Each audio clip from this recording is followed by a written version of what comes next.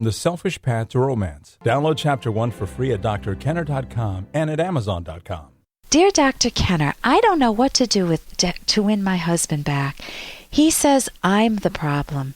8 years ago, my husband and I were dating, and we had gotten into a fight, which resulted in his leaving me at a music fest, and I did something really stupid. I cheated on him with Mac, an old friend of mine and an enemy of his. Last July, I finally admitted to cheating. My husband Joe contacted Mac after I told him. Mac denied it, which made my husband furious. He thinks Mac and I still have feelings for each other, but I haven't seen or talked to this guy since that night. Now Joe wants me to contact this guy and tell him that he doesn't mean anything to me and that having sex with him meant nothing to me. It didn't. So I say, okay, you can give him a call and tell him that. Even have your husband on the other end of the line. But let's continue.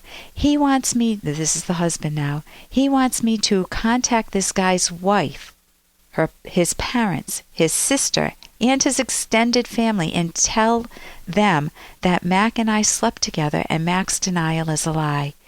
Joe says that he doesn't want Mac's family to be mad at him for accusing him of cheating. Now, why in the world is he worried about what Mac's family, his enemy's family, thinks about him or doesn't think about him? I'm wondering if your husband, Joe, is using this as sweet revenge against a foe, against Mac. Some justification. He had a one-night stand, but he was looking to get back at his friend Mac for a long-standing rivalry and hatred. I would say don't let him use your incident as a nuclear weapon against Mac. So third, this continues. My husband insists that I loved the guy, that I lied for Mac, but I really lied because I didn't want to believe that I was that terrible, that I could do what I did at all. And I believe that.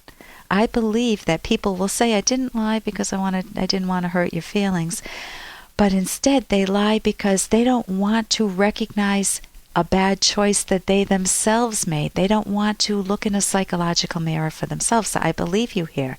She continues, my husband says he doesn't need to attend counseling, only I do. How do I make our marriage better? I've already told my dad and mom and my best friend that I had this one-night stand. My husband Joe thinks everyone should know so that they understand his anger towards me. My husband lives it daily. He even tells me he doesn't think we will be together in the next couple of years. I don't want to lose him. He's the father of our kids, and we had a good, not a perfect relationship, but a good relationship with each other. But we truly loved each other. I miss that. How can I show him that I love him? I am so sorry. That when I cry, it is because I am sorry. That when I say I am sorry, I mean it. That he is the man I dream about, crave, and who my heart yearns for. Thank you for your time, Shauna. Shauna, I think you need... Hey, I got to interrupt this because we've got to pay some bills. 30 seconds, that's it. A very quick ad, and then Alan will be back. Romance. Ugh, I wish guys knew more about what we want from a relationship. Boy, I wish I knew more about what I want.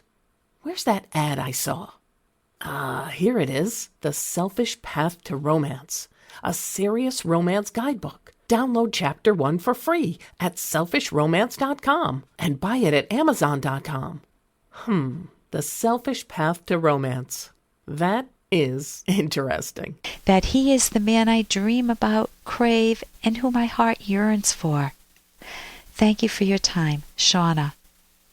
Shauna, I think you need to get angry with him. I think you need to take pride in the character you have built since those years, since that one-night affair.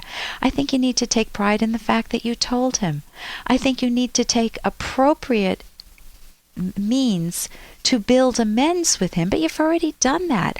I don't think the fact that he's blowing it all out of proportion and the fact that it was his enemy, not a friend, is his issue. He needs to deal with that. And the fact that he's escalated it to the point that he is and he's making a mountain out of a molehill is not fully your problem. I mean, I think you do need to give him evidence that you're not still in love with Mac, There are no love letters no big stash of love letters that he found, 8 years worth, or no phone bills that he's paying for. There are no absences. He probably will ask himself, have I missed anything else? This is just the tip of the iceberg, and that's a legitimate question from his perspective. But you need to be able to say, listen, enough is enough. I've told you about this. I don't have any connection with him. It's over. I'm not going to apologize ad nauseum for this. It's not like I have been sleeping with him for the past 8 years.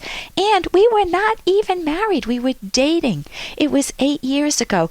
We had a fight. You contributed to this. Not the fact that I slept with him, but the fact that I was angry with you. You left me at a music festival. So take ownership in your role in our problems. This may be the tip of the iceberg. Maybe your husband has had an affair, or maybe he's hiding some things that he's disgruntled with in your relationship that have not yet come out. And I highly recommend therapy for yourself if he's not willing to go for it. Refuse to see the world through his eyes. You make appropriate amends, give him proof as much as possible that you don't love this guy. I think you've done that. If he refuses to hear that, what can you do? You do not need to go through sounds like he wants you to, if you were in the Pilgrim days, he wants you to sit in the stockades publicly, out in public. You don't need to do that. You don't need to announce it to the world as if you're some heinous person. So what I recommend is speaking with him, seeing if he'll go to therapy to rebuild the trust. Right now he's throwing away the marriage, not you. So you want to go to therapy and see if he can come back to his senses and deal with the issues that are long-standing with his friend, because you definitely hit a nerve with him. And here's a little more from Dr. Kenner. Do you know what an obsession is? Oh, sure. It's like when a guy looks up girls' dresses. Well, yeah, that's one kind of obsession, but an obsession means that you get so wrapped up in one thing that you forget all the other important things in your life. Has that happened to you? You get so wrapped up in one thing. It may not even be an important thing in your life, but maybe you're dusting too much around the house, or your wife is so busy, say your wife is so busy with the kids that she has zero time for your romantic life or for you. Or you're so wrapped up with work, or that, whether you're male or female, that you just don't have time for your kids. You don't have time for them. Well, obviously the key is sitting down, writing down your priorities. What's most important in your life?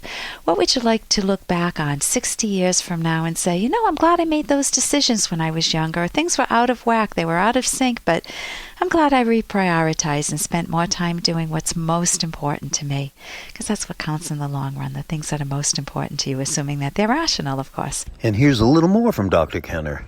Have you ever wondered what it was like to be a cop and to have someone point a gun at you? This is from a book, The Truth About Self-Protection by Massad Ayoob. He said, whenever the subject of crime comes up among civilians at a gathering, I always hear stories of how responding police officers were cold and unfeeling towards the victims. He said, I used to take those stories seriously. Then I became a police officer.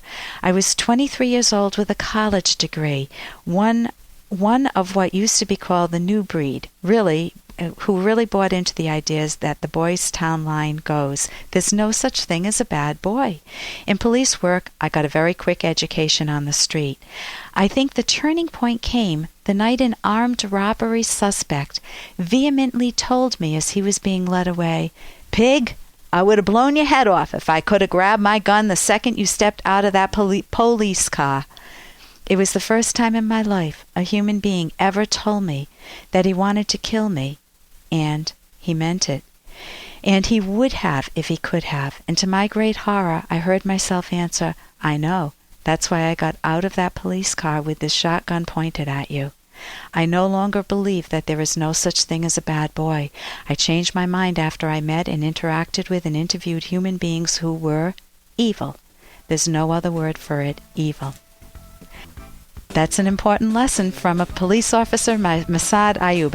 Actually, he's a trainer. He's one of the top police officers in the country. For more Dr. Kenner podcast, go to drkenner.com and please listen to this ad. Here's an excerpt from The Selfish Path to Romance by psychologists Drs. Kenner and Locke. There are books that offer particulars about dating online. However, don't be deluded into thinking that you can really know someone just from communicating through a website or email. You cannot get a complete, accurate impression of someone unless you see them face to face over a long period of time. The person you meet online may turn out to be very different from the person you meet in the flesh. There are safe ways to meet potential partners in person so that your privacy and safety are protected. Meet in a public location. Carry a cell phone. Don't give any personal information such as your address. And let friends or family know where you plan to go. If you find yourself trusting the person on this first encounter, you can set up future meetings and gradually give out more personal information. You can download Chapter 1 for free at drkenner.com, and you can buy the book at amazon.com.